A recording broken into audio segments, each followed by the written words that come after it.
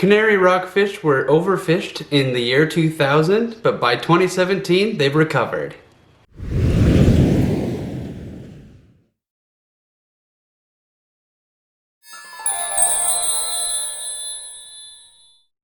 What's going on, adventure buddies? My name is Brandon Ringstad, and welcome to Nature Meets Paper, the place where we go on an adventure to discover the world of marine biology. I love sharing my experiences with aquatic animals with you through science, stories, and art. It's my goal to raise awareness of our beautiful bodies of water and the creatures that live in them.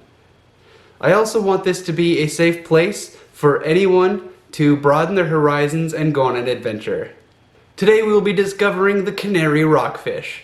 But first, I have to let you know something. I want to let you know that identifying species is pretty difficult.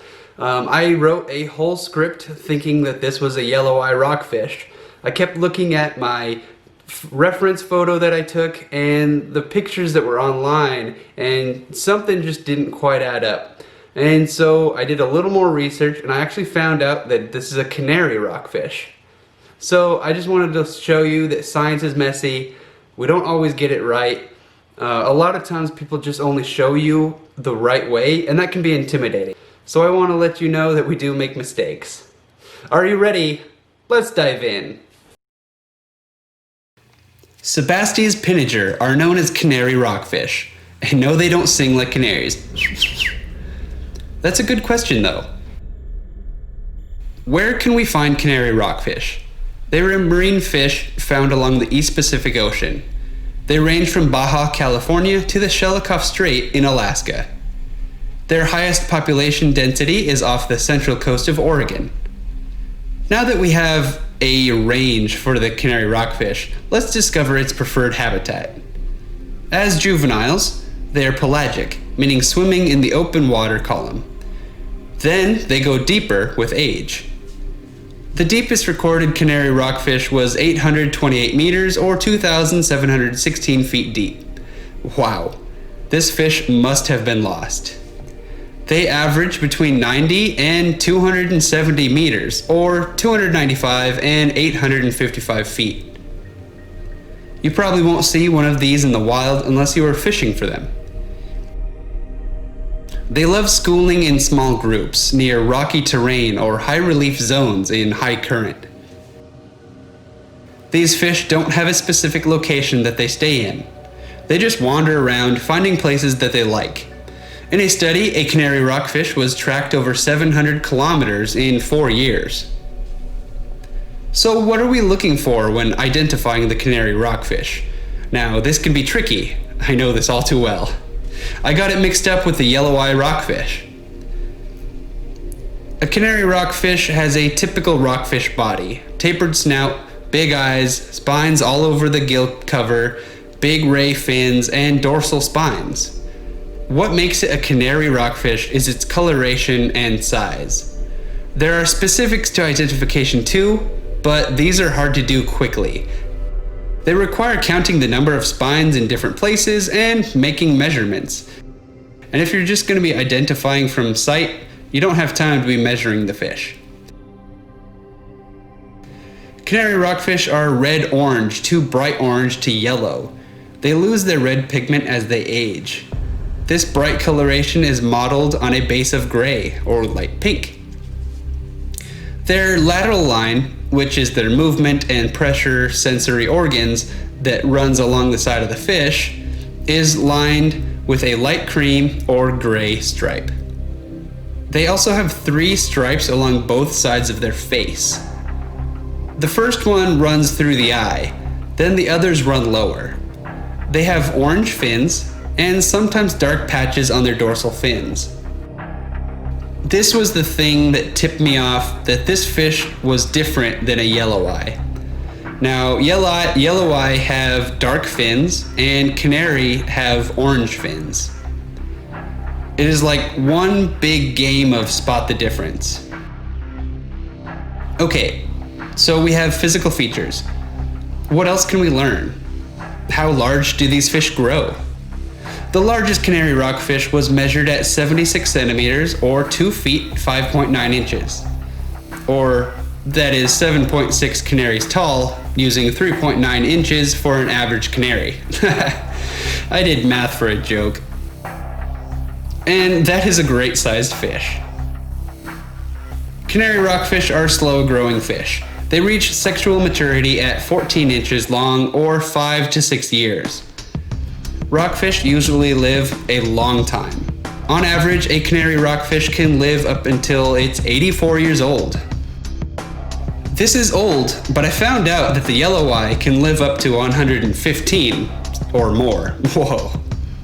That means a canary rockfish could have been born the same year as the 1936 Olympics and is still swimming around today. Okay, we now know what to look for when identifying a canary rockfish. Let's move to our next part of the adventure. What do canary rockfish eat and how are they doing? Juveniles eat diatoms, dinoflagellates, and copepods, so basically zooplankton. As they grow, they feed on krill, small fish, and other rock fishes. If you have a shellfish allergy, be careful eating rockfish.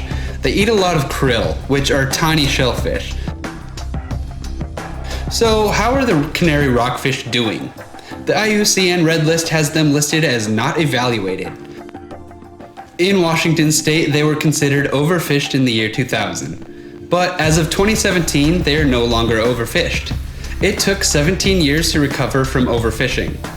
During this time, there were severe restrictions on taking canary rockfish, as well as other fish that are found in association with these fish.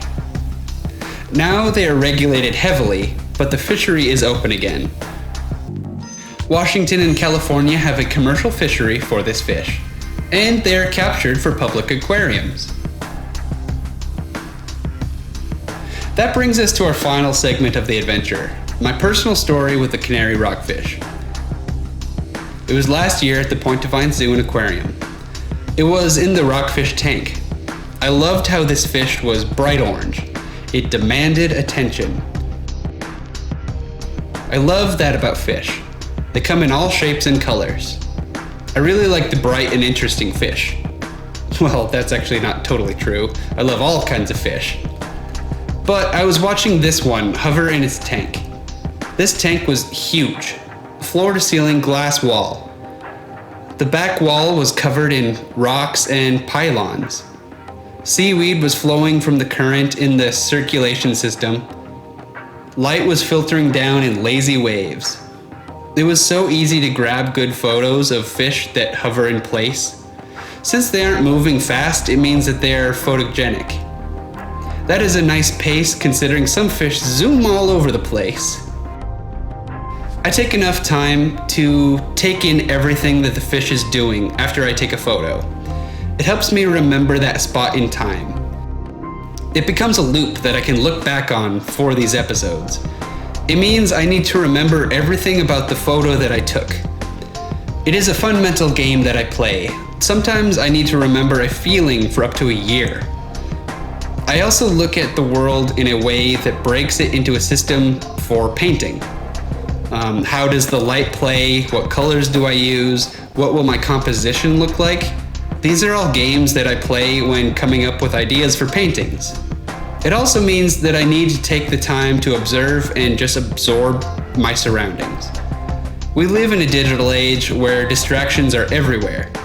It is nice to relax and focus on something as simple as a fish hovering in place, waving its fins, pulling in water through its mouth and out of its gills, watching where it is looking. It puts a song into your heart, the song of the canary rockfish.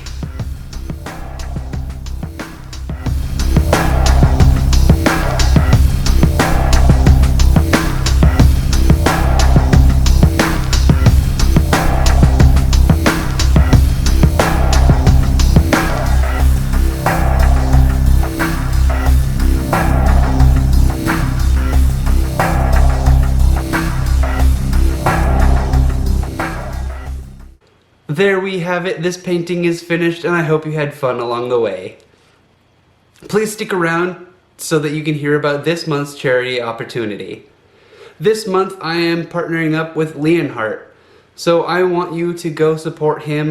He's about 4,000 subscribers away from reaching 1 million subscribers, so if you love Pokemon, please go subscribe to him. I'm also doing the charity that he's supporting, which is NAMI, which is the National Alliance on Mental Illness. Now, with this year, it's been pretty tough mentally for a lot of people who've been isolated, and I just want to donate and support this cause just because I know how hard it is. I have had myself and family who have struggled with mental illnesses or depression, so I just wanted to support this. If you donate $10, you have a chance at winning a ton of Pokemon cards. Now, you might not be into Pokemon cards, that's okay. It's still a wonderful place, but if you are, go subscribe to Leonhardt. He's awesome. He responds to messages all the time, and I just want to do the part that I can in supporting him and his community. Now, if you want to support this community, did you know that I sell my paintings? That's right, you can own the original painting that you just saw. I sell it for $12 a linear inch, and it has Glass Bead Gel Medium, pearlescence, or glitter in it. I also sell high quality and museum quality giclée prints. I can do most standard sizes. I have two options here. So I have a $6 and a $3 a linear inch print. My $6 linear inch I will touch up, and it will be personalized and unique. So it's going to be as close to the original as possible. My $3 linear inch is not gonna have any of these things, so it's just gonna be a regular print. Now, how do you calculate linear inches? This is very simple. You just add the height and the width, and then multiply by 12, 6, or 3. I'm also getting a new batch of stickers in. If you would like to purchase those will be $5. Thank you so much for watching. Click subscribe and ring the notification bell to be notified when I post new content. I do my best to post new content every other weekend. Now, we did just reach 200 subscribers on this channel. I am so excited. Thank you so much. It means so much that you subscribe and interact with this channel. It means so much to me, but I'm going to talk more about that in next episode. Thanks again. Remember to spread love, curiosity, and creativity. I've been Brandon, and I will see you in our next adventure.